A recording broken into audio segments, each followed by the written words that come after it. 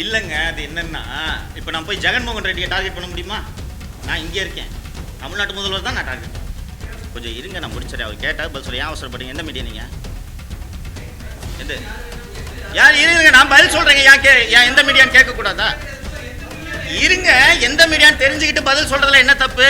Media தான். அவர் மீடியாவான்றதை first நான் உறுதி செஞ்சுக்கணுங்க. கேட்கலாங்க. ஆமாம், இல்லை நான் தெரிஞ்சுக்கணும். அதை இருங்க பிரதர், நான் தெரிஞ்சுக்கணும் அவர் எந்த மீடியா. சார், அவர்கிட்ட அவர் கேள்வி கேட்குறாரு, குளத்தூரில் எவ்வளோங்க ஃபண்டிங் பண்ண கேட்டால் அந்த டீட்டெயில் சொல்ல முடியாது. நான் அரைக்குறையாக தான் கேள்வி கேட்பேன்னா அப்போ தான் சரி இருங்க, கேள்விக்கு போங்க. மீடியா எந்த மீடியான்னு கேட்டு பதில் சொல்கிறதுல தப்பு இல்லை. உனக்கு பதில் சொல்ல முடியாதுன்னு சொன்னேன். கேட்டதுனால தாங்க கேட்குறேன். அவர் பத்திரிகையாளர், ஏங்க அவர் பத்திரிகையாளர்னு சந்தேகம் வரதுனால தாங்க கேட்குறேன். புரிஞ்சுங்க.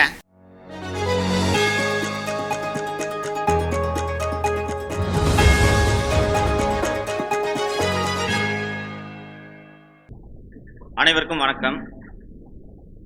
இன்னைக்கு காலையில் நான் சென்னை மாநகர காவல் ஆணையர் அலுவலகம் சென்று ஒரு புகார் ஒன்றை அளித்திருக்கிறேன். அந்த புகாரில் என்ன இருக்குன்னு கேட்டிங்கன்னா, தமிழகத்தின் நம்பர் 1 ரியல் எஸ்டேட் நிறுவனம் அப்படின்னு அவங்களே சொல்லிக்கிறாங்க. நம்பர் 1 ரியல் எஸ்டேட் நிறுவனமான ஜி ஸ்கொயர் நிறுவனம் வருமான வரித்துறை அட்டாச் செய்திருந்த நிலத்தை பொதுமக்களுக்கு விற்பனை செய்து வருகிறார்கள். சரி, ஜி ஸ்கொயருக்கு தெரியாமல் அவங்க விற்பனை செய்திருக்கலான்ட்டு நீங்கள் சொல்லலாம். ஆனால் அப்படி அல்ல. ஜி ஸ்கொயர் ஏகப்பட்ட தமிழ்நாடு பூரா ப்ராஜெக்ட் பண்ணிட்டு இருக்காங்க. ஆந்திரா மற்றும் கர்நாடகாவிலும் ப்ராஜெக்ட் செய்வதாக அவர்கள் சொல்லிக் கொள்கிறார்கள்.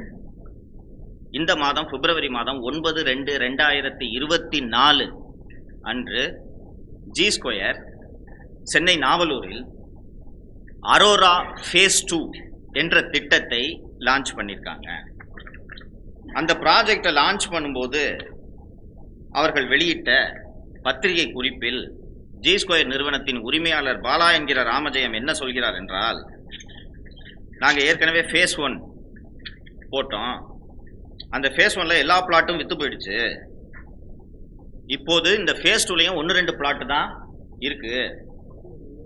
நீங்கள் வேகமாக இந்த பிளாட்டுகளை வாங்கி கொள்ளுங்கள்னு சொல்லிட்டு முக்கியமான ஊடகங்களில் எல்லாம் அந்த பாலாவோட செய்தி குறிப்பு வெளியாகி இருக்கிறது. இந்த நாவலூர்ல ஃபேஸ் 2ல ஜி ஸ்கொயரோட ப்ராஜெக்ட்ல இருக்கக்கூடிய சர்வே நம்பர்கள் என்ன என்று கேட்டீர்கள் என்றால், predominantly survey numbers 2 survey numbers 100 and 101. அந்த 100ல் part 1, part 2, part 3, part A, பின்னு சொல்லிட்டு ஏகப்பட்ட சர்வே நம்பர்ஸ் இருக்கு. இப்போ இந்த ஃபேஸ் 2லையும் சேம் சர்வே நம்பர்ஸ் தான் இருக்கு. ஸோ ஜி ஸ்கொயர் போடுற இந்த அரோரா ஃபேஸ் 2 லே அவுட்டு இதே சர்வே நம்பர் கொண்ட ப்ராப்பர்ட்டி தானா அப்படின்றத எப்படி உறுதி செய்யறது என்று பார்த்தீர்கள் என்றால், தமிழக அரசின் ரியல் எஸ்டேட் ரெகுலேட்டரி அத்தாரிட்டி என்ற இண்டிபெண்ட் பாடியில் தமிழ்நாட்டில் ரியல் எஸ்டேட் டெவலப் பண்ணுற அத்தனை பேரும் பதிவு செய்து அவர்கள் திட்டத்துக்கு ஒப்புதல் பெற வேண்டும். ஜி ஸ்கொயர் அவ்வாறு ரெரால ரியல் எஸ்டேட் ரெகுலேட்டரி அத்தாரிட்டியில் சப்மிட் பண்ணி ஒப்புதல் பெற்ற அந்த ப்ரொபோசலில் இருக்கக்கூடிய சர்வே எண்கள் நாவலூர் கிராமம், திருப்போரூர் தாலுகா சர்வே எண்கள் 100 மற்றும் 101 ஆகிய இந்த ப்ராஜெக்ட்ஸ் தான் ரெரால ஜி ஸ்கொயர் அப்ரூவல் வாங்கியிருக்கிறாங்க. வருமான வரித்துறை அவர்களது 10/1/2024 நாளிட்ட உத்தரவின்படி நான் சொன்ன இந்த 100 and 101 சர்வே நம்பர்ஸை அட்டாச் பண்ணியிருக்காங்க.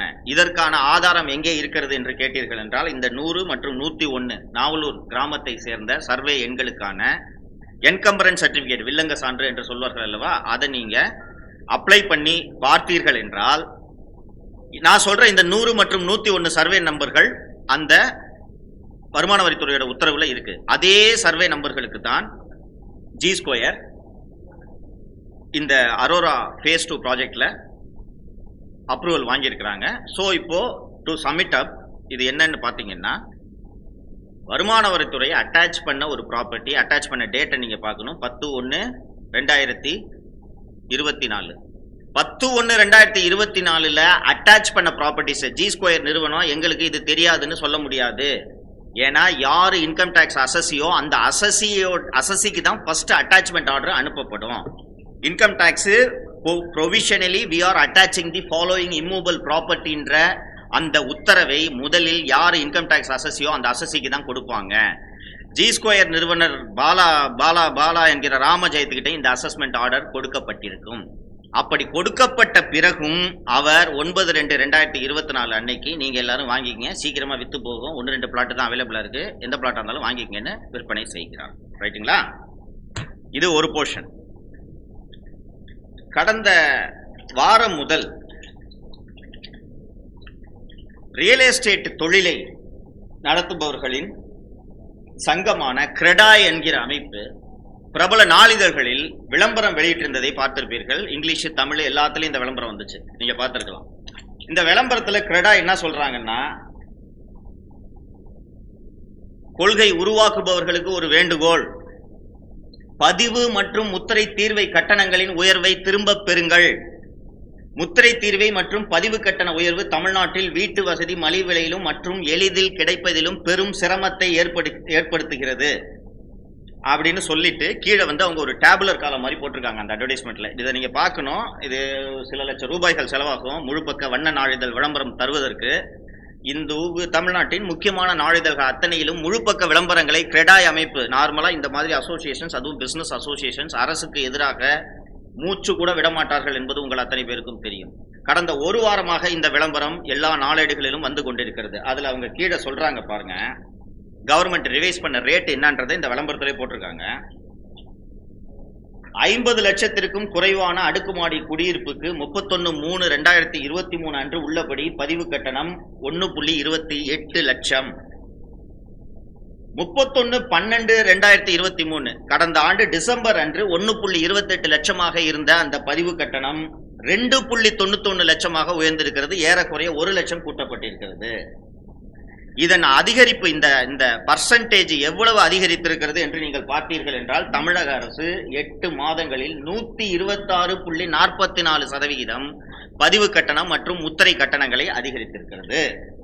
அதே போல இப்ப நான் சொன்னது, இந்த 1.28 லட்சம் சொன்னது 50 லட்சத்திற்கும் குறைவான அடுக்குமாடி குடியிருப்புகள். 50 லட்சத்துக்கு 50 லட்சம் முதல் 3 கோடி வரை உள்ள அடுக்குமாடி குடியிருப்புகளுக்கு ஏற்கனவே 31/3/2023 அன்று இருந்த பழைய பதிவு கட்டணம் 8.07 லட்சம். இந்த பதிவு கட்டணத்தை திமுக அரசு 8லிருந்து 18.17 லட்சமாக உயர்த்தி இருக்கிறது. நீங்க நல்லா கவனிக்கணும். 8 லட்சம் எங்க இருக்கு? 18.17 லட்சமாக இது அதிகரித்திருக்கிறது. அதே போல 3 கோடிக்கு மேலே இருக்கக்கூடிய அடுக்குமாடி குடியிருப்புகளுக்கான கட்டணம் மார்ச் 2023 அன்று 15.77 லட்சம் இருக்கிறது. இந்த கட்டணமானது தமிழக அரசு, திமுக அரசு ரிவைஸ் பண்ணதுக்கு பிறகு கிட்டத்தட்ட 40 லட்சமாக அதிகரித்திருக்கிறது. நன்றாக கவனித்து பாருங்கள். 15.77 லட்சம் எங்க இருக்கு? 39.24 லட்சம் எங்க? இதோட அதிகரிப்பு சதவிகிதம் எவ்வளவுன்னு பாத்தீங்கன்னா 148% வரை இந்த பதிவு கட்டணம் மற்றும் முத்திரை கட்டணம் அதிகரித்து. இப்போ நான் மீண்டும் சொல்றேன்,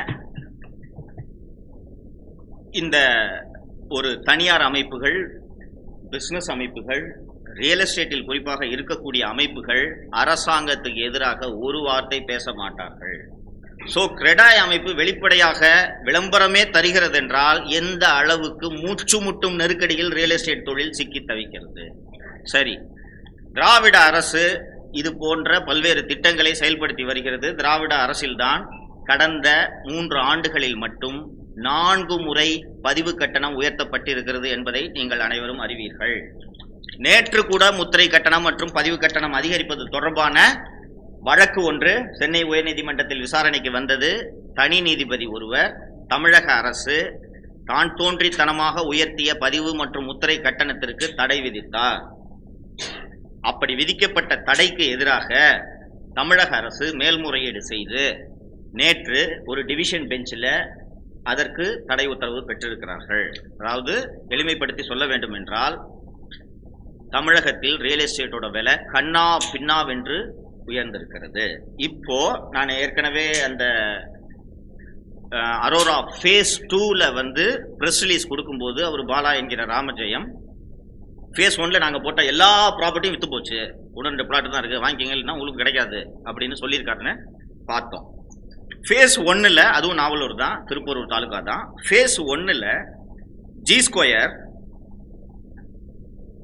ஒரு 50லேருந்து 60 ஏக்கர் நிலத்தை மொத்தமாக வாங்கி இருக்கிறார்கள். மொத்தமாக வாங்கி அதை தான் ஜி ஸ்கொயர் லேஅவுட் போட்டு ரீட்டைலர்ஸ்க்கு விற்கிறாங்க.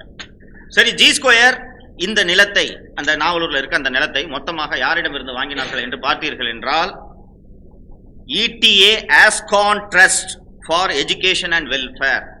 இந்த இடிஏ என்ற பெயரை நீங்கள் கேள்விப்பட்டிருக்கலாம், இப்போது இல்லை, 1960களிலேயே கேள்விப்பட்டிருக்கலாம். இடிஏ ஸ்டார் குழுமத்தோடு திராவிட முன்னேற்ற கழகத்தின் தொடர்பு என்பது மிக மிக நெருக்கமானது. அந்த காலத்திலேயே கருணாநிதி மணி லாண்டரிங் பண்றதுக்கு இடிஏ நிறுவனம் உதவி இருக்கிறது. முதலாக திரைப்படத்தில் நடிக்கக்கூடிய ஹீரோவான கருணாநிதியின் மகன் திரு மூக்க முத்து நடித்த பிள்ளையோ பிள்ளை என்ற படத்தை ஒரு சூப்பர் ஸ்டாரோட படத்தை விலைக்கு வாங்குற மாதிரி அப்போ ஒரு பல லட்சம் இருக்கும், பல லட்சம் ரூபாய்க்கு இடிஏ ஸ்டார் விலை கொடுத்து வாங்கியது அந்த படத்தை டிஸ்ட்ரிபியூஷன். அப்போது சர்க்காரியா கமிஷனில் இந்த விவகாரம் விசாரணைக்கு வந்த போது அவங்க இடிஏ கிட்ட கேட்குறாங்க, ஏங்க ஒரு புது ஆக்டர், அது படம் ஓடுமா கூடாதுன்னு தெரியாது, எப்படி இதை வாங்கினீங்கன்னா, அவரை பார்க்கும் போதே எங்களுக்கு இவர் மிகப்பெரிய ஹீரோவாக வருவார் என்று தெரிந்ததால் அதிக விலை கொடுத்து இந்த படத்தை வாங்கினோம் என்று சொன்னார்கள். ஆக இடிஏ குழுமத்துக்கும் திராவிட முன்னேற்ற கழகத்துக்குமான தொடர்பு 50 ஆண்டு காலத்திற்கும் அதிகமான தொடர்பு. 2006 திமுக ஆட்சியில் கலைஞர் மருத்துவ காப்பீட்டு திட்டம் என்ற ஒரு திட்டம் அறிமுகப்படுத்தப்பட்டது. அந்த திட்டத்துக்கான அந்த மெடிக்கல் இன்சூரன்ஸ், மெடிக்ளைம் இன்சூரன்ஸ், அந்த திட்டத்துக்கான ஒப்பந்தம் யாரிடம் சென்றது என்று கேட்டீர்கள் என்றால் இடிஏ ஸ்டார் குழுமத்திற்கு தான் சென்றது. இது மட்டுமல்லாமல் இடிஏ மற்றும் திராவிட முன்னேற்ற கழகத்துக்கான தொடர்பு குறித்த அத்தனை ஆதாரங்களும் இடிஏ ஸ்டார் குழுமம் தொடர்பான இடிஏ ஸ்டார் மற்றும் திராவிட முன்னேற்ற கழகத்துக்கும் உண்டான தொடர்புகள் குறித்து மிக மிக விரிவாக 2G புலன் விசாரணையில் பதிவு செய்யப்பட்டிருக்கிறது என்பதை நாம அத்தனை பேரும் அறிவோம். ஷாஹித் பல்வா எல்லாம் மணி லாண்டரிங்லாம் அங்கிருந்து தான் போயிட்டு வந்தது. இப்போது நான் சொன்ன விவகாரங்களையும் முதல்வர் முதலீடுகளை ஈர்க்கிறேன் என்று கடந்த பிப்ரவரி 2023 குடும்பத்தோடு துபாய்க்கு சுற்றுலா சென்றதையும் நீங்கள் இணைத்து பார்த்தால் திமுகவுக்கும் இடிஏவுக்குமான தொடர்பு தெரிய வந்துவிடும். அந்த இடிஏ கிட்ட இருந்து தான் ஜி ஸ்கொயர் இந்த நிலத்தை வாங்கி லேஅவுட் போட்டு விற்பனை செய்கிறார்கள். ஆச்சுங்களா? இப்போது பாலா சொல்றாருல, நாங்க எல்லாத்தையும் வித்துட்டோம், ஒரு பிளாட்டு கூட இல்லை அப்படின்ட்டு திரு பாலா சொல்லி இருக்கிறார். சரி, அந்த நிலத்தை எப்படி விற்றார்கள் என்று பார்ப்போம். உங்களில் பலருக்கு வீடு வாங்கின, சிலருக்கு வீடு வாங்கின, வீட்டு மனைகள் வாங்கின அனுபவங்கள் இருக்கலாம். வங்கிகள் வீடுகளுக்கு வீடு அல்லது வீட்டு மனை வாங்க கடன் கொடுக்கும் போது இருவேறு அளவீடுகளை வைத்திருப்பார்கள். வீடு வாங்குவதற்கான நிதி உதவி கடன், வீட்டு வசதி கடன், அதாவது ஹவுசிங் லோனு, ஃப்ளாட் வாங்குனீங்கன்னா அரௌண்ட் 70 to 80%, அரௌண்ட் 80% ஃபண்டு பண்ணுவாங்க. கையிலேருந்து நம்ம டவுன் பேமெண்ட் 10% 20% போட்டால் போதும். ஏன் அடுக்குமாடி குடியிருப்புகள் மற்றும் வீடுகளுக்கு வங்கிகள் கூடுதலாக கடன் தருகிறார்கள் என்றால், அந்த ப்ராப்பர்ட்டி இம்மிடியட்டா இன்கம் ஈல்டு பண்ணும். நீங்க இப்போ ஒரு ஃபிளாட் வாங்குறீங்க, அதை வாங்கி வாடகை விட்டீங்கன்னா அதுலேருந்து உங்களுக்கு ஒரு வருமானம் வரும். ஆனால் வீட்டு மனைகள் எந்த வருமானத்தையும் ஈட்டி தராது. அதனால் வங்கிகள் எப்போதுமே வீட்டு மனை வாங்குவதற்கு 60% மேல், அதிகபட்சம் 65% தருவாங்க. 60% மேல் எந்த வங்கியும் வீட்டு மனை வாங்க வீட்டு கடன் தராது. இப்போ அந்த திருப்பூர் தாலுகா நாவலூரில் அரோரா ஃபேஸ் 1ல் எல்லா பிளாட்டும் வித்துடுச்சுன்னு சொல்லிட்டு ஜி ஸ்கொயர் பாலா என்கிற ராமஜெயம் சொல்லியிருக்கிறார் என்பதை நாம பார்த்துருக்கோம். இப்போ அதை எப்படி வித்தாங்க அப்படின்னு பார்ப்போம். கிருபாகரன் முருகேசன் என்பவர் ஜி ஸ்கொயர்ல 1687 சதுரடி மனை வாங்கி இருக்கிறார். அந்த மனையோட மதிப்பு 84.39 லட்சம். இந்த 84 லட்சம் தான் அந்த மனையோட ஒட்டுமொத்த விலை. இப்ப இந்த 84 லட்சத்துக்கு ஒரு வங்கி எவ்வளவு கடனாக கொடுக்கும் என்று உத்தேசமாக சொல்லுங்க. எவ்வளவு கொடுப்பாங்க? எவ்வளவு வரும்? ஆமா, அப்ப 60%னா 84 லட்சத்துல 60% எவ்வளவு வரும்? $84 லட்சம் வீட்டு மனைக்கு HDFC வங்கி 75 லட்சம் கடனாக கொடுத்திருக்கிறது. இது போன்ற கடன்களை எந்த வங்கியும் தராது. 80 முதல் 90% நிதி உதவியை வீட்டு வசதி கடனை HDFC வங்கி இதற்கு அளித்திருக்கிறது. இது ஒன்று மட்டுமல்ல, G ஸ்கொயர் அரோரா ஃபேஸ் 1ல விற்ற அத்தனை நிலங்களும் வங்கி கடன் மூலமாக வாங்கப்பட்டிருக்கிறது. அதற்கு பிறகு அதே போல ஹேமா பிந்து என்பவர் 72 லட்சத்திற்கு G ஸ்கொயரிடமிருந்து ஒரு மனையை வாங்குகிறார். இந்த மனையின் மொத்த விஸ்தீரணம் 1443 சதுர அடி. இந்த மனையின் வழிகாட்டி மற்றும் சந்தை மதிப்பு 72 லட்சம். இந்த 72 லட்சத்துக்கு HDFC வங்கி அளித்த கடன் தொகை 61 லட்சம்.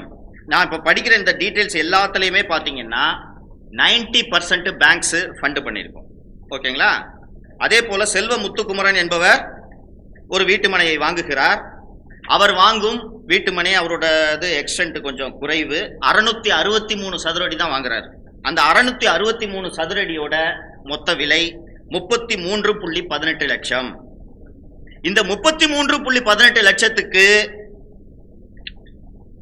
ஆக்சிஸ் பேங்க் வழங்கிய கடன் தொகை 29.43 லட்சம். 29.43. இதே போல அசோக் குமார் என்பவர் G ஸ்கொயரில் 1207 சதுர அடி வீட்டு மனையை வாங்கியிருக்கிறார். இந்த வீட்டு மனை 1207 சதுர அடினா வெறும் அரை கிரவுண்டு. இந்த அரை கிரவுண்டோட மதிப்பு அவர் பதிவு செய்த மதிப்பு 51.72 லட்சம். அசோக் குமார் மன்னிக்கணும், நான் இப்போ திருப்பி படிக்கிறேன். அசோக் குமார் என்பவர் G ஸ்கொயர்ல 1207 சதுர அடி நிலத்தை வாங்கியிருக்கிறார். அசோக் குமார் வாங்கின அந்த அரை கிரவுண்டோட மதிப்பு 60.38 லட்சம். இந்த 60.38 லட்சம் வீட்டு மனைக்கு HDFC வழங்கிய கடன் தொகை 51.72 லட்சம். அதே போல ஜெயபாரதி என்பவர் வாங்கியிருக்கிறார்.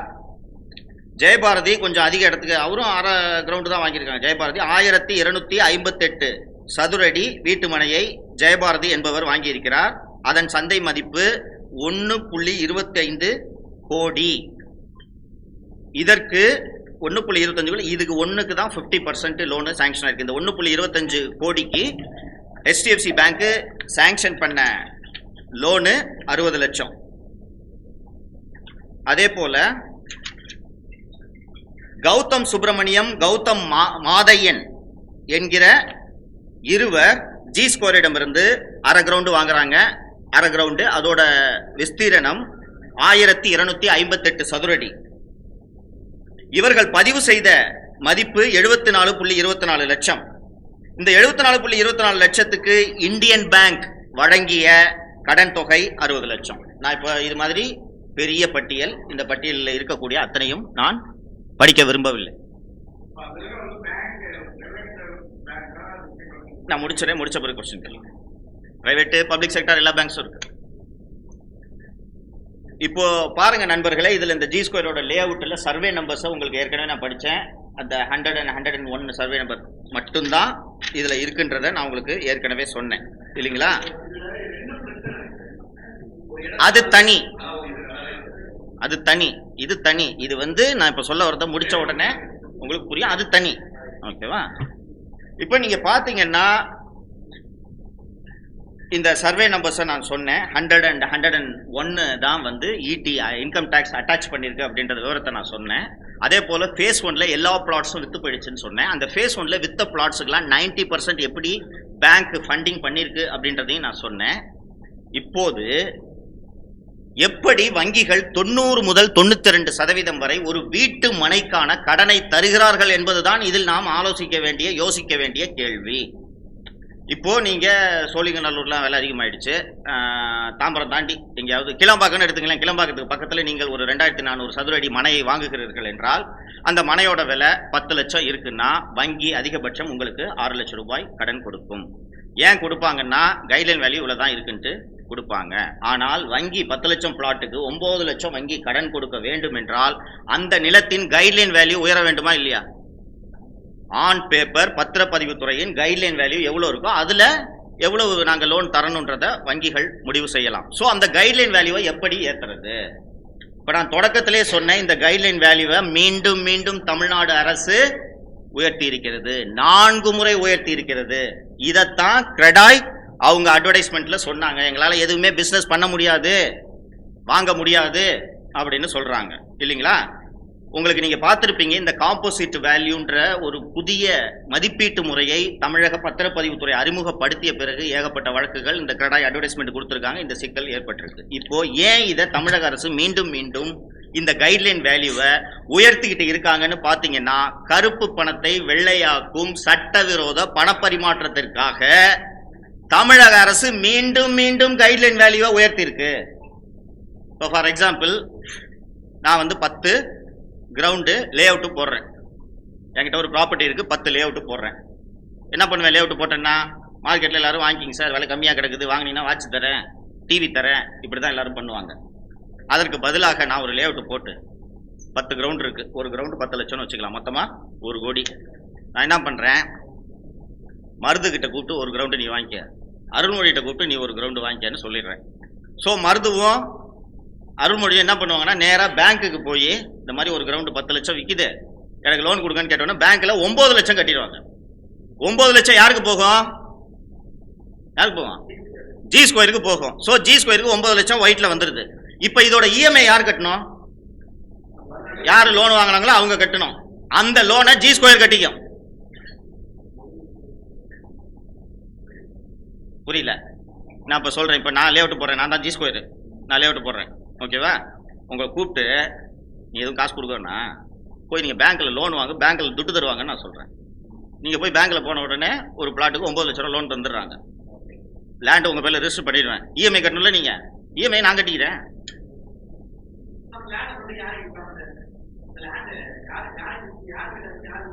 நான் தானே உன்னை வாங்கவே சொல்கிறேன், நீ எடுத்துகிட்டு ஓடிடுவியா? நான் தானேப்பா லேண்ட் வாங்க சொல்ல, நீ ஆளு. இது நன்றாக உன்னிப்பாக பார்த்தீர்கள் என்றால் இது வெறும் மணி லாண்டரிங். உங்களுக்கு தெரியும் நண்பர்களே, இந்தியா முழுக்க அரசுக்கு வருவாயை அதிகரிக்கணுன்றது எல்லா அரசுகளுக்கும் நோக்கம் இருந்தாலும் பத்திரப்பதிவுத்துறை இப்படி கைட்லைன் வேல்யூவை சட்டவிரோதமாக கிரெடாய் வந்து வெளிப்படையா விளம்பரம் கொடுக்கிற அளவுக்கு ஏன் உயர்த்த வேண்டும்?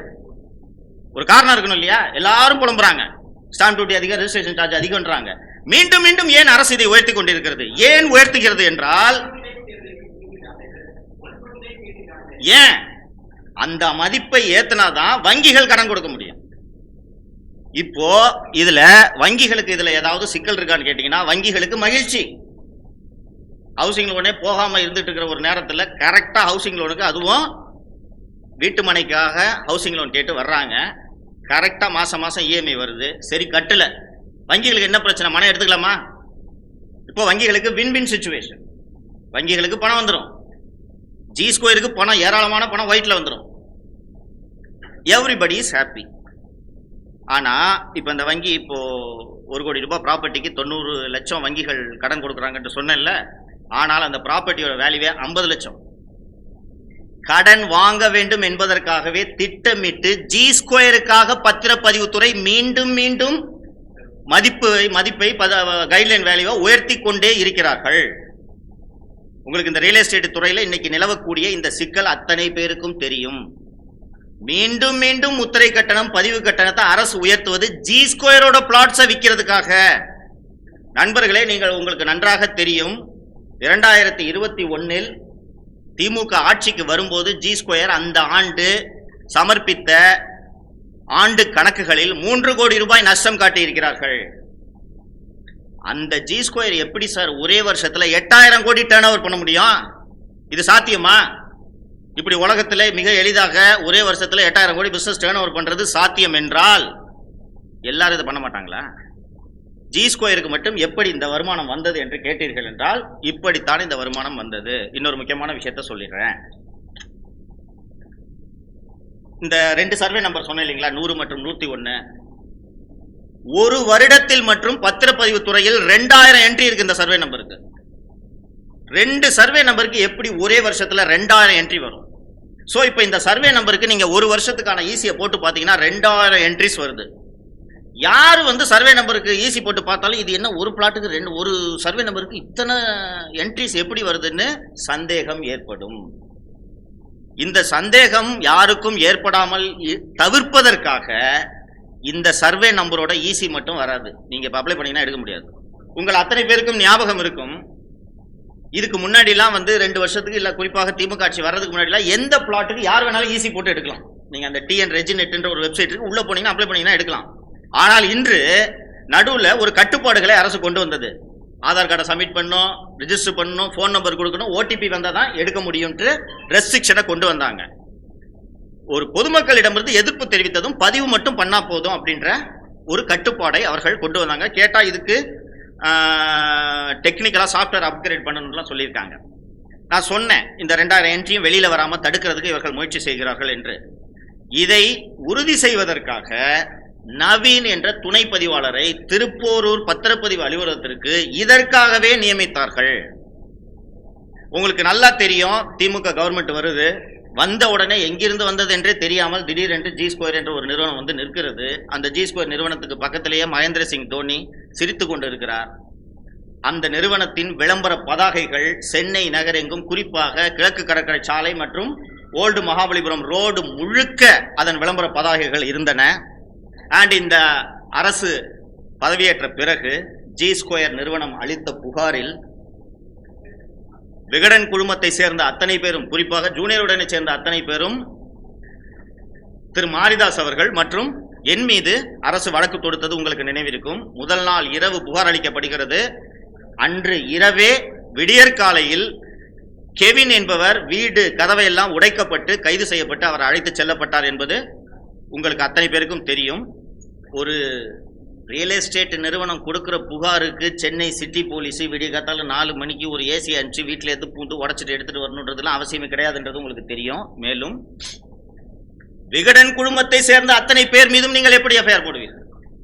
இது நடந்து சென்று தெரியும். அது இந்த வழக்கு இன்னைக்கு நீதிமன்றத்தில் நிலுவையில் இருக்கு. இத்தனை வேகமாக அரசு ஏன் ஜி ஸ்கொயருக்காக இயங்குகிறது என்பதை யோசித்து பார்த்தீர்கள் என்றால், திராவிட முன்னேற்ற கழகம் சட்டவிரோதமாக சம்பாதித்த பணத்தை, கருப்பு பணத்தை வெள்ளையாக்குவதற்காகத்தான் ஜி ஸ்கொயர் நிறுவனமே நடத்தப்படுகிறது. இந்த மணி லாண்டரிங்கை செய்யறது யாருன்னு பாத்தீங்கன்னா முதல்வர் திரு மு.க. ஸ்டாலின். ஏன் முதல்வர் மு.க. ஸ்டாலின் இந்த மணி லாண்டரிங்ல ஈடுபடுகிறார் என்று நான் குற்றம் சுமத்துகிறேன் என்றால், ஜி ஸ்கொயர் நிறுவனத்திற்காக முத்திரைத்தாள் கட்டணங்கள், கைட்லைன் வேல்யூ, இது எல்லாத்தையும் மீண்டும் மீண்டும் மாற்றியது யார்? பத்திரப்பதிவுத்துறை. இங்க பாத்தீங்கன்னா ஒவ்வொரு ஊருக்கும் ஒரு ரேட்டு. இப்ப ரீசெண்டா இந்த காம்போசிட் வேல்யூன்னு ஒன்று இன்ட்ரடியூஸ் பண்ணிருக்காங்கன்றது உங்களுக்கு தெரியும். அந்த ரேட்டை 3ஆ பிரிக்கிறாங்க: பேசிக், மாடரேட், பிரீமியம். இந்த பிரீமியம் எல்லாம் பாத்தீங்கன்னா குறிப்பாக சில இடங்கள் மணப்பாக்கம், மேடவாக்கம், மணப்பாக்கத்துக்கெல்லாம் 12,000 ரூபாய் கட்டணம் விதிக்கப்பட்டிருக்குது. இது மாதிரி ஒவ்வொரு ஏரியாவுக்கும் ஒவ்வொரு ரேட்டை இந்த கவர்மெண்ட் நிர்ணயம் பண்ணிருக்கு. இதுதான் குழப்பத்தை ஏற்படுத்தியிருக்கின்றதை நான் சொன்னேன். இப்படி இந்த ரேட் எல்லாம் உயர்த்துறது நேரடியாக ஜி ஸ்கொயருக்கு பலனளிக்குதுன்றதை நான் சொன்னேன். இதை ஏத்துனாதான் பேங்க் 90% ஃபண்ட் பண்ணுவாங்க. அப்ப இதை ஏத்துறது யாரு? மினிஸ்டர் திரு மூர்த்தி மற்றும் பத்திரப்பதிவுத்துறையின் அரசு செயலர் திருமதி நிர்மலா IAS அவர்கள். இந்த 2 பேரையும் அந்த பதவிக்கு நியமனம் செய்தது யார்? முதல்வர் மு.க. ஸ்டாலின். இப்ப முதல்வர் மு.க. ஸ்டாலினுக்கு இங்க தப்பு நடக்குதுன்னு தெரிஞ்சுச்சுன்னா மூர்த்தியையும் நிர்மலாவையும் மாத்துறதுக்கு எவ்வளவு நேரம் ஆகும்? அவர் மாற்றவில்லை. திரு மூர்த்தி அவர்கள் மதுரையிலே 300 கோடிக்கு மிகப்பெரிய கல்யாண மண்டபத்தை கட்டியிருக்கிறார். இதுவும் முதல்வர் திரு ஸ்டாலின் அவர்களுக்கு தெரியும். அவரையும் மாற்றவில்லை. ஏன் மாற்றவில்லைன்னா, இவரே தான் துபாய்க்கு போய் மணி லாண்டரிங் பண்ணிட்டு இருக்காரு. 6100 கோடி துபாயிலிருந்து முதலீடு வரும் என்று இவர்கள் சொல்லி 1 வருடம் கடந்து விட்டது. 10 பைசா வரவில்லை. அப்ப துபாய்க்கு எதுக்கு போனீங்க? நான் சொல்றேன், அங்க போய் ஈட்டிஏ உரிமையாளர் சலாவுதீனை சந்திச்சாரா? சையத் சலாவுதீனை, ஈட்டிஏ உரிமையாளர் சையத் சலாவுதீனை முதல்வர் திரு ஸ்டாலின் அவர்கள் துபாய் சென்று சந்தித்தார். துபாய் போய் எதற்காக அவரை சந்திக்க வேண்டும்னா, இந்த ஈட்டிஏ கிட்ட ஜி ஸ்கொயர் லேண்ட் வாங்குது, அண்ட் துபாய்க்கு போறீங்க, துபாயில இருந்து முதலீடு வரும்னு சொல்றீங்க. இப்போது திரு மூர்த்தி மற்றும் திருமதி நிர்மலா ஆகியோரை வைத்து பத்திரப்பதிவு துறையை வைத்து இவர்களது பணத்தை வெள்ளையாக்குவதற்காகத்தான் ஜி ஸ்கொயர் நிறுவனமே நடைபெறுகிறது. இதில் எனக்கு எந்த விதமான சந்தேகமும் இல்லை. ஒரு அரசாங்கமே, நீங்க ஒரு அரசு எப்படிங்க இதெல்லாம் பண்ணணும் வியப்படையலாம். ஒரு அரசாங்கம் மணல் கடத்துமா? அரசாங்கம் ஜிஎஸ்டி இவேஷன் பண்ணுமா? மணல்ல பண்ணிருக்காங்களா இல்லையா? சோ அரசாங்கமே எப்படி மணல் கடத்தலில் ஈடுபட்டதோ அதே போல அரசாங்கமே சட்டவிரோத பணப்பரிமாற்றத்தில் ஈடுபட்டிருக்கிறது. அந்த சட்டவிரோத பணப்பரிமாற்றம் ஜி ஸ்கொயர் மூலமாக நடக்கிறது. இந்த சட்டவிரோத பணப்பரிமாற்றத்தை முன்னின்று செய்பவர் முதல்வர் திரு மு க ஸ்டாலின். அமலாக்கத்துறை முதல்வர் திரு மு க ஸ்டாலின் அவர்கள் மீது வழக்கு பதிவு செய்து விசாரணை நடத்த வேண்டும். அவரது துபாய் பயணம் குறித்து விசாரிக்க வேண்டும். ஏன் 3 ஆண்டுகளுக்குள் 4 முறை பத்திரப்பதிவு கட்டணம், முத்திரை கட்டணம் மாற்றப்பட்டது என்பதை அமலாக்கத்துறை விசாரிக்க வேண்டும். ஒரு அரசாங்கமே ஒரு தனியார் நிறுவனத்துக்காக ரூல்ஸை மாத்துறது எப்படி சரியா இருக்கும்? இதத்தான் கிரெடாய் நிறுவனம் அந்த விளம்பரத்துல முதல் பகுதியிலேயே என்ன கொடுத்திருக்காங்கன்னு நீங்க பாத்தீங்கன்னா, கொள்கை உருவாக்குபவர்களுக்கு ஒரு வேண்டுகோள். யார் கொள்கையை உருவாக்குவது? மு க ஸ்டாலின். அவருக்கு தான் இந்த வேண்டுகோள். பதிவு மற்றும் முத்திரை தீர்வை கட்டணங்களின் உயர்வை திரும்ப பெறுங்கள். இப்ப நான் சொன்னது கரெக்டா வருதுங்களா? ஏன் திருப்பி ஏத்துறீங்க? ஜி ஸ்கொயருக்காக ஏத்துறீங்க. அப்ப ஜி ஸ்கொயருக்காக வேலை செய்யக்கூடிய முதல்வர் தானே மணி லாண்டரிங்ல ஈடுபடுகிறார். அதனால் மத்திய அரசு உடனடியாக தலையிட்டு தமிழக அரசு, குறிப்பாக முதல்வர் திரு மு க ஸ்டாலின் அவர்கள் மீது சட்டவிரோத பணப்பரிமாற்ற சட்டத்தின் கீழ் வழக்கு பதிவு செய்து விசாரணை நடத்த வேண்டும். இந்த 3 ஆண்டுகளில் ஜி ஸ்கொயர் பதிவு செய்த அத்தனை வீட்டு மனைகளின் பதிவுகள் குறித்தும் விரிவான விசாரணையை மத்திய அரசு நடத்த வேண்டும் என்பதைத்தான் இந்த நேரத்தில் தெரிவித்துக் கொள்ள விரும்புகிறேன். கொஸ்டின்ஸ் கேளுங்க. One by one.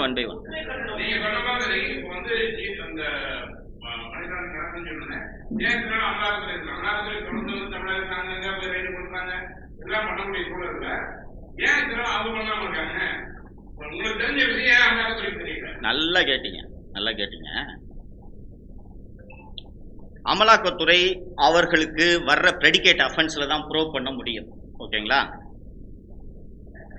நானும் 2 வருஷமா தான் ஜி ஸ்கொயரை ஃபாலோ பண்ணிட்டு இருக்கேன். ஆனா நாவலூர்ல நடந்த இந்த ஒரு ப்ராஜெக்டை டீப்பா டாக்குமெண்ட் எல்லாம் எடுத்து பார்க்கும்போது தான் எனக்கு இந்த விவரம் தெரிய வருது. நான் இப்ப இந்த என்கம்பரன்ஸ் சர்டிபிகேட்ஸ் படிச்சேனே, இது வெறும் 3 மாசத்துக்கானது.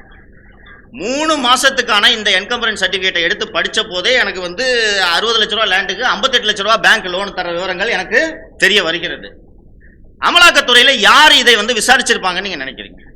அமலாக்கத்துறை எப்போது விசாரணையில் இறங்கும்? ஒரு எஃப்ஐஆர் பதிவு செய்து அந்த வழக்கில் இருந்து தான் அமலாக்கத்துறை உள்ளே வர முடியும். இப்போ இதை இன்னொன்னு சிம்பிளா சொல்றேன். இந்த பிரஸ் மீட் வைக்கிறதே அமலாக்கத்துறை விசாரிக்கணும்ன்றதுக்காக வச்சுக்கோங்க.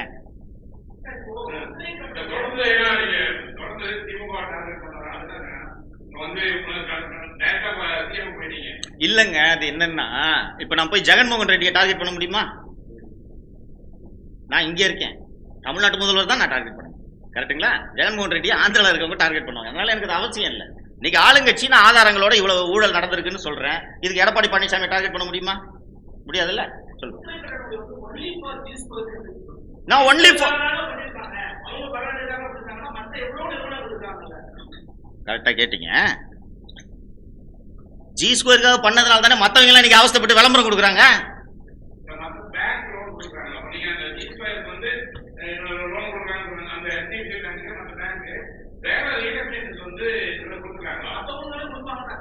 யாருக்கும் கொடுக்கல. அபார்ட்மெண்ட் வேற, வீட்டு மனை வேற.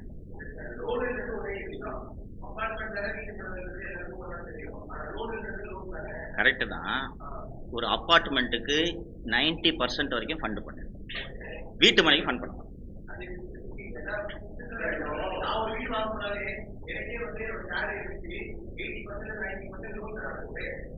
வீட்டு மனை வாங்கியிருக்கீங்களா?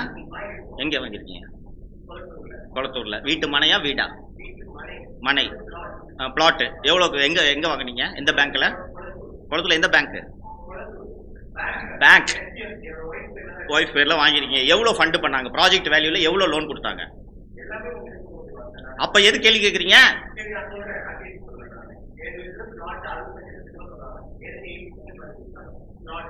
இது 90% இருக்குன்னு நான் சொல்றேங்க.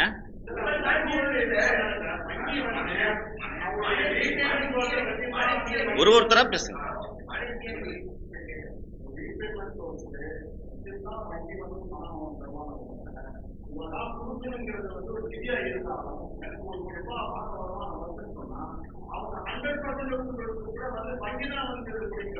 வங்கி முடிவு பண்ணும். ஏன் தப்புன்னு சொல்றேன்னா, இந்த வங்கிகள் இது போல கடன் கொடுப்பதே ஜி ஸ்கொயரோட ஏற்படுத்தி இருக்கக்கூடிய செட்டிங்னு நான் குற்றம் சாட்டுறேன். கொஞ்சம் இருங்க, நான் முடிச்சிடறேன். அவர் கேட்டா பதில் சொல்ல. ஏன் அவசரப்படுங்க? எந்த மீடியா நீங்க? எந்த யார்? இருங்க, நான் பதில் சொல்றேங்க. ஏன் எந்த மீடியான்னு கேட்க கூடாதா? இருங்க, எந்த மீடியான்னு தெரிஞ்சுக்கிட்டு பதில் சொல்றதுல என்ன தப்பு? கேட்பேன், நான் கேட்பேன். மீடியா தான் அவர் மீடியாவான்றதை ஃபர்ஸ்ட் நான் உறுதி செஞ்சுக்கணுங்க. கேட்கலாங்க. இருங்க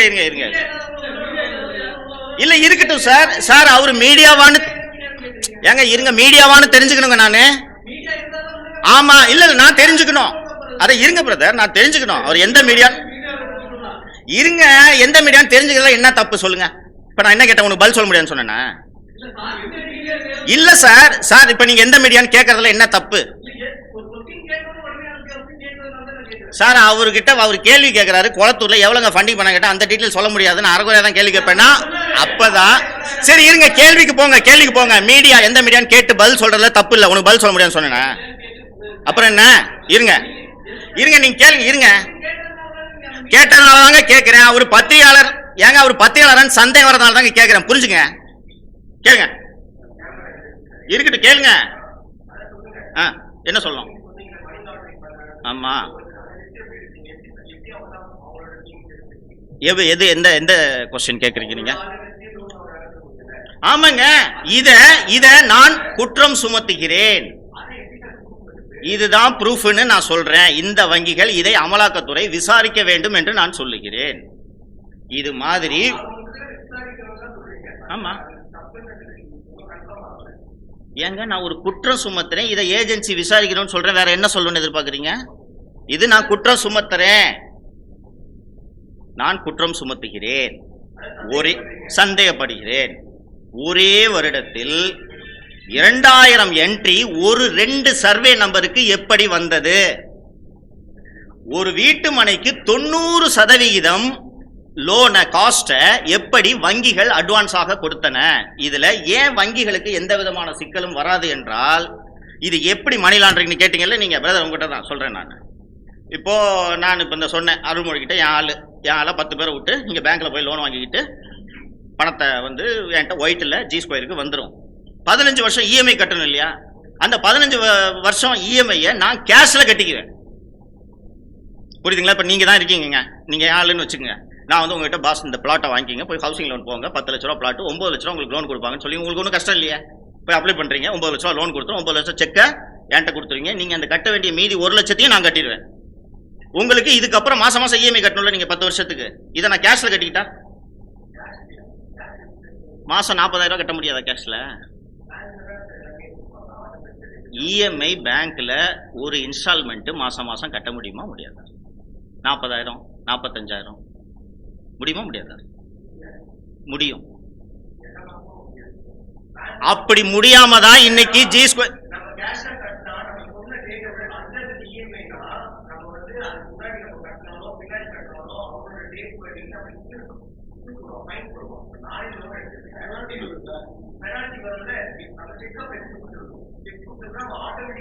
ஏங்க இஎம்ஐ லோனோட இஎம்ஐக்கு போஸ்ட் டேட்டட் செக்ஸ் எல்லாம் வாங்குறது இல்லைங்க. எப்படி பண்றாங்க? சரி, நீங்க பிளாட் வாங்கியிருக்கீங்க, நீங்க எப்படி திருப்பி கட்டுறீங்க? எல்லாரும் ஆட்டோமேட்டிக்கா டெபிட் பண்ணணும் கட்டாயம் ஒன்றும் கிடையாது. இஎம்ஐ இருங்க பாஸ், இஎம்ஐ ஆட்டோமேட்டிக்கா வங்கி மூலமா தான் கட்டணும்ட்டு ஏதாவது விதி இருக்கிறதா? இல்லைன்ற நான் அது உங்களுக்கு தெரியல பாஸ், விட்டுருங்க. பரவாயில்ல, நீங்க அதை நீங்க நினைச்சிட்டு போங்க.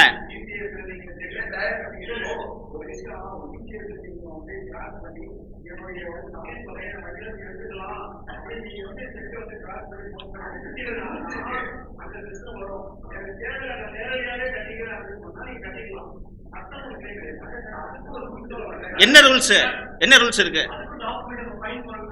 இங்க பாருங்க பாஸ், நீங்க ஒரு நகை கடன் வாங்குறீங்க, வட்டி கட்டணுமா? சரி.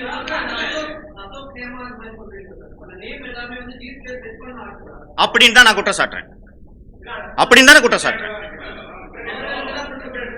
ஆமா, இது மாதிரி தமிழ்நாடு முழுக்க ஆட்களை செட் பண்ணி வங்கியில கடன் வாங்கி இவங்க மணி லாண்டரிங் பண்றாங்க. இதுக்கு காரணம் மு க ஸ்டாலின் தான் நான் சொல்றேன். இப்ப இந்த ஹேமான் 2-3 பேர் சொன்னேன்ல, இது மாதிரி ஜி ஸ்கொயர்ட்ட பிளாட் வாங்கின பெரும்பாலானோர் ஜி ஸ்கொயர் செட் பண்ண ஆட்கள் நான் சொல்றேன். நான் செக் பண்ணிட்டு தான் சொல்றேன். நான் செக் பண்ணிட்டு தான் சொல்றேன். இது பாரு. Yes yes sir.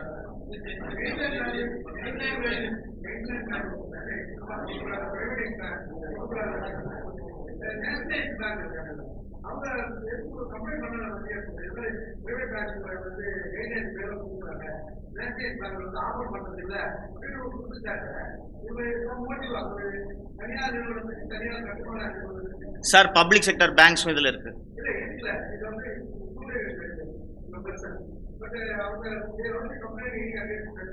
சார் ஒரு பேங்கோட பர்வியூ என்னன்னு பாருங்க. நீங்க பேங்க் மேனேஜர், 1 கோடி ரூபாய் ப்ராப்பர்ட்டி, நீங்க உங்களோட ரெஸ்பான்சிபிலிட்டி பேங்க் கொடுத்த பணம் ரெக்கவரி ஆகுமான்றது பாக்குறது தான் இல்லைங்களா? ரீபேமெண்ட் ரெக்கவரி ஆகுதான்னு பார்க்கணும். கட்டல என்பி ஆகுது. என்பி ஆனா உங்களோட பணம் வருதான்னு தானே பேங்க் பார்க்கணும். ஓகேவா? 1 கோடி ரூபாய் ப்ராப்பர்ட்டி நான் உங்ககிட்ட பிளட்ஜ் பண்ணிட்டு தானே நான் வாங்குறேன். ஏன்னா இந்த ஈசியில பாத்தீங்கன்னா எப்படி இந்த லோன் அமௌண்ட் நான் கரெக்டா சொல்றேன்னா, ஃபர்ஸ்ட் வாங்கின பார்ட்டிக்கு 60 லட்சம் ரூபாய்க்கு பதிஞ்சிருக்கு. அதுக்கு கீழே அதே ப்ராப்பர்ட்டிய பேங்க் பேர்ல 50 லட்சம் ரூபாய்க்கு பதிஞ்சிருக்கு. அப்ப லோன் எவ்வளோ? 50 லட்சம் ரூபாய். சோ இன்னைக்கு இந்த property stands in the name of the bank. EMI கட்டலனா பேங்க் வில் டேக், பேங்க் எடுத்துட்டு போயிடுவாங்க. பேங்க்குக்கு நஷ்டம் இல்லை இல்லையா? ஆனா வங்கிகள் இப்போது நெருக்கடியை சந்திக்க போகின்றன. ஏன் சொல்றேன்னா 1 கோடி ரூபாய்க்கு 90 லட்சம் லோன் வாங்கியிருக்காங்கன்னு சொல்றேன்ல, அந்த ப்ராப்பர்ட்டியோட வேல்யூவே 50 லட்சம் ரூபாய்.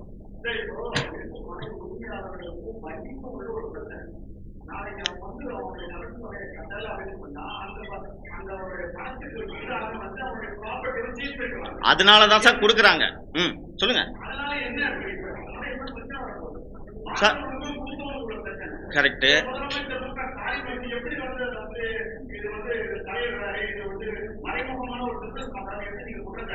அந்த டிரான்சாக்சனுக்கு உதவி செய்யறது ஸ்டாலின் தான் சொல்றேன். இப்ப நீங்க சொன்னீங்கல்ல, வங்கி ஒருத்தர் வாங்குறாரு, வங்கி கொடுக்குது, இது அவங்க 2 பேருக்குள்ள பிரச்சனைன்னு நீங்க சொல்றீங்கல்ல.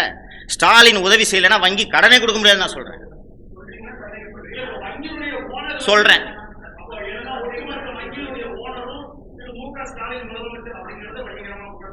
இல்ல புரியல. ஒட்டுமொத்த வங்கிகளோட ஓனரு இல்ல, நான் அப்படி சொல்லவே இல்லையே. மு க ஸ்டாலின் சொல்லிதான் கைட்லைன் வேல்யூ உயர்த்தப்படுதுன்னு சொல்றேன். கைட்லைன் வேல்யூ உயர்த்தப்படுறதுனாலதான் வங்கி கடன் கொடுக்க முடியுது. இல்லன்னா 1 கோடி ரூபாய் ப்ராப்பர்ட்டிக்கு 40 லட்சம் தரேன்னு பேங்க் சொல்லும்.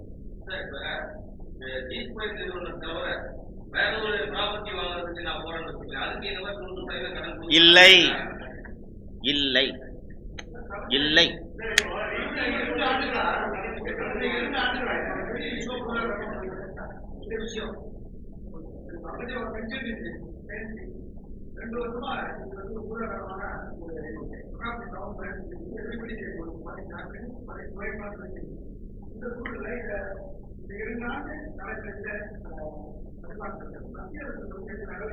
மத்திய அரசு எந்த நடவடிக்கையும் எடுக்கல. ஃபர்ஸ்ட் மத்திய அரசுக்கு இந்த விஷயம் தெரியாது. ஒன்றும் இல்லை சார், சிம்பிளா யாரோ கேட்டாங்க, எப்படி இது அமலாக்கத்துறைக்கு தெரியாதான்ட்டு யாரோ கேட்டாங்க. யாராவது உட்கார்ந்து இதை டீகோட் பண்ண.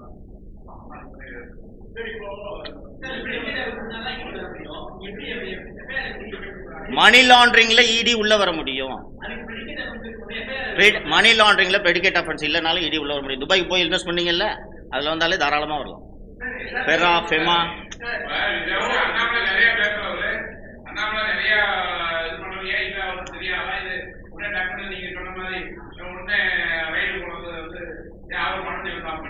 இது நீங்க அண்ணாமலை கிட்ட தான் கேட்கணும். வேற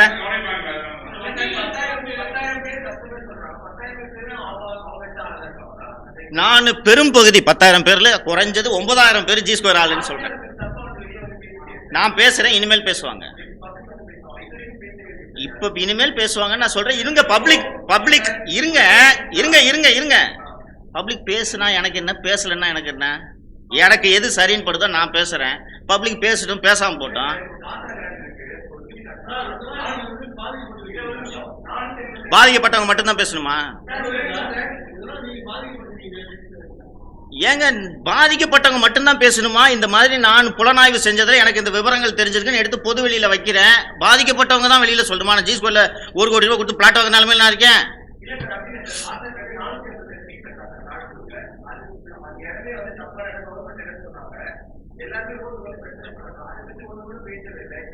நான் அந்த விஷயம் என்னன்றதை விசாரிக்கல பிரதர். காசா கிராண்டா நான் விசாரிச்சு கம்ப்ளீட் டீடைல்ஸ் எடுக்காம நான் எந்த விஷயத்தையும் தொடர்றது கிடையாது. காசு அது பண்ணல. நாளைக்கு ஆமா ஏங்க அது என்ன விவரம்ன்றதை விசாரிச்சுட்டு அதுக்கப்புறம் பேசுறேங்க. ஏன் எல்லா விஷயத்தையும் நான் ஒருத்தன் தான் பேசணுமா? ஜேர்னலிஸ்ட்னு சொன்னீங்க, நீங்க போய் காசா கிராண்டா ஸ்டோரி பண்ணுங்க. இல்லங்க, ஏன் நீங்க ஜேர்னலிஸ்ட் தானே? எனக்கு எது பிடிக்க இஷ்டமோ அதான் பேசுவேன். புரியுதா? தனிப்பட்ட விஷயம் இருக்குன்னு நினைச்சுக்குங்க. ஏங்க அது நீங்க அசியூம் பண்ணிக்கங்க பாஸ்.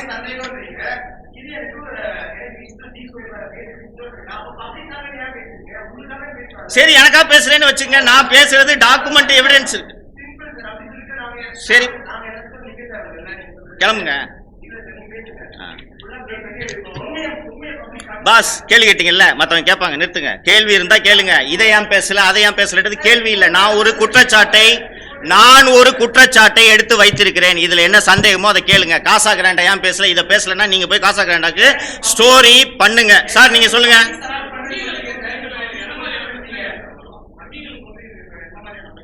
வங்கிகளுக்கு உடனடியாக எந்த பிரச்சனையும் பெரிதாக வராது. இஎம்ஐ கட்டிக்கிட்டு இருக்கிற வரைக்கும் எந்த பிரச்சனையும் வங்கிகளுக்கு வராது. ஆனா இப்போது எப்படி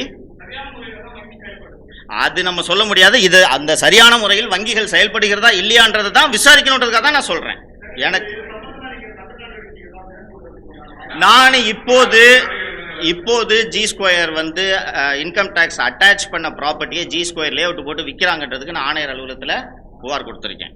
ஜி-ஸ்கொயர் முதல் நாள் நைட்டு கொடுத்த கம்ப்ளைண்ட்ல காலையில் எஃப்ஐஆர் போட்டாங்கல்ல, அது மாதிரி இதுக்கு நடவடிக்கை எடுக்கிறாங்களான்ட்டு பார்ப்போம். இதை நான் பொது வெளியில வச்சுட்டேன். நான் எல்லாத்துக்கும் நான் போய் புகார் கொடுத்துட்டு இருக்க முடியாது. பொது வெளியில இந்த ஆதாரங்களை வச்சுட்டேன். ஏஜென்சிஸ் என்கிட்ட டீடைல்ஸ் கேட்டாங்கன்னா இதை ஃபர்னிஷ் பண்றதுக்கு நான் ரெடியா இருக்கேன்.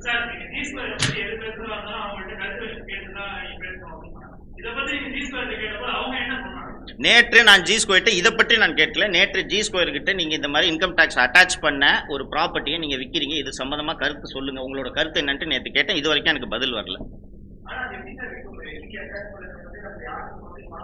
ஜி-ஸ்கொயர்ட்ட கேளுங்க சார். ஜி-ஸ்கொயர்ட்ட கேளுங்க. எனக்கு தெரியல. ஜி-ஸ்கொயர்ட்ட கேளுங்க.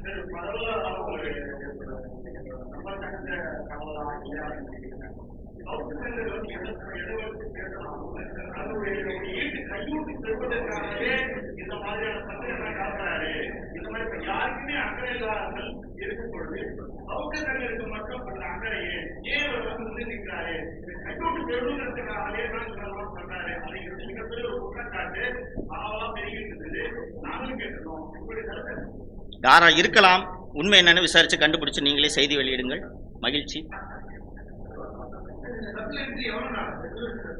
எந்த டபுள் என்ட்ரி? இது இப்பதான் நான் ஃபர்ஸ்ட் வந்து ஆக்சுவலி வந்து இந்த இன்கம் டாக்ஸ் அட்டாச் பண்ண ப்ராப்பர்ட்டியை விற்கிறாங்கன்றதை கண்டுபிடிச்ச பிறகுதான் நான் இந்த ப்ராப்பர்ட்டியை நான் கையில் எடுத்தேன். சரிங்களா? அதை எடுத்து விசாரிக்கும் போது தான் நாவலூர் ப்ராஜெக்ட்ல இது நடந்திருக்கு அப்படின்றது எனக்கு தெரியுது. பர்டிகுலர்லி அரோரா ஃபேஸ் 1 நடந்திருக்குன்னு தெரியுது. இப்போது கொஞ்சம் இருங்க, பேசிட்டு இருக்கேன்ல. இருங்க என்ன இல்ல, அவர் சண்டை போறதா வந்திருக்காரு.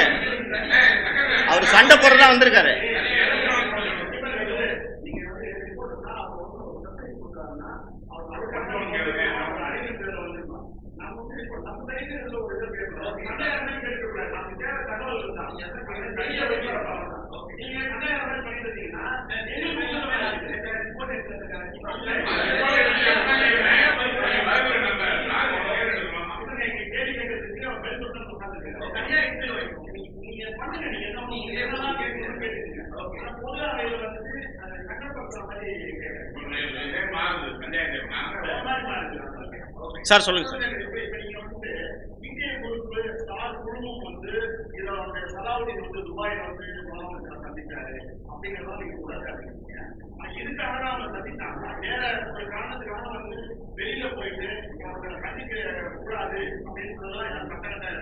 இல்ல சார், அந்த மாதிரிலாம் சட்டம் எதுவும் இல்லைங்க சார். முதலமைச்சர் துபாய்க்கு சென்றது முதலீட்டுக்காகன்னு சொன்னார். முதலீட்டுக்காகத்தான் நான் இவர்களை பார்த்தேன் என்று சொன்னார். ஆனால் 1 வருடங்கள் கடந்தும் 2 வருடங்கள் கடந்தும் இன்னும் அந்த முதலீடுகள் வரவில்லை. அதனால் எதிர்க்கட்சித் தலைவர் எடப்பாடி பழனிசாமியே ஒரு முதலீடு வாங்க போறாரா, இவரோட முதலீடு செய்ய போறாரான்ற குற்றச்சாட்டை சுமத்திருக்கார். எனக்கும் அந்த சந்தேகம் இருக்கிறது. நீங்க துபாய்க்கு போயிட்டு 2 வருஷம் ஆன பிறகும் கூட ஒரு முதலீடு கூட நீங்க ப்ராமிஸ் பண்ண முதலீடு வரலன்றேன். அப்ப எதுக்கு போனீங்கன்ற கேள்வி எழுகிறது. இந்த சந்தேகத்தின் அடிப்படையில் தான் நான் சொல்றேன்.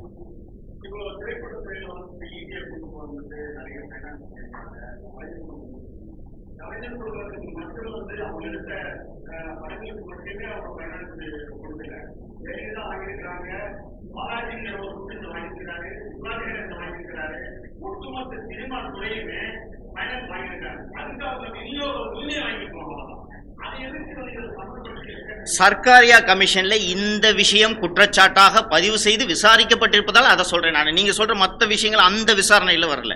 அது சர்க்காரியா கமிஷன் ரிப்போர்ட்ல இன்னும் அவைலபிள் இட் இஸ். அதனால தான் நான் அதை ரெஃபர் பண்றேன். அவ்வளவு ஓல்டு இவங்க தொடர்பு, இடிஏ மற்றும் இவர்களது தொடர்பு அவ்வளவு பழையது அப்படின்றது. அதுக்காக தான் sir, you can have a copy. அந்த ஐடி அட்டாச் பண்ண ஒரு 10-12 சர்வே நம்பரை உங்க ஜி ஸ்கொயர் ப்ராஜெக்ட் போட்டு விற்கிறாங்க. பொதுமக்கள் ஏமாற போகிறார்கள். இன்கம் டாக்ஸ் அட்டாச் பண்ண லேண்டை இவங்க விற்கிறத நீங்க தடுக்கணும். பொதுமக்கள் ஏமாறக்கூடாதுன்றதுக்காக கமிஷன் கம்பெனி.